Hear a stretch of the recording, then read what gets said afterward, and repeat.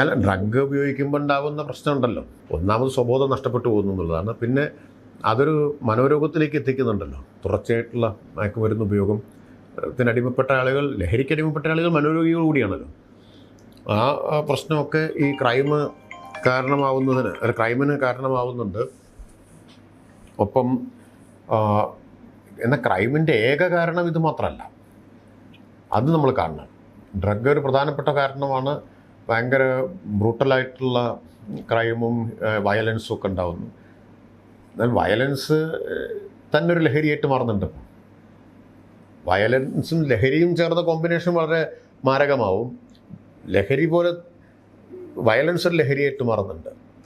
അപ്പോൾ അതാണ് സിനിമയ്ക്ക് റോളുണ്ട്, വെബ് സീരീസുകൾക്ക് റോളുണ്ട്, സോഷ്യൽ മീഡിയയ്ക്ക് റോളുണ്ട്. ഇപ്പോൾ നിങ്ങൾക്ക് വാട്സാപ്പിൽ കിട്ടില്ലേ ബ്രൂട്ടലായിട്ടുള്ള ആക്രമണങ്ങളുടെയൊക്കെ ദൃശ്യങ്ങൾ കിട്ടുന്ന, ആളെ തലവെട്ടിക്കൊല്ലുന്നതിൻ്റെ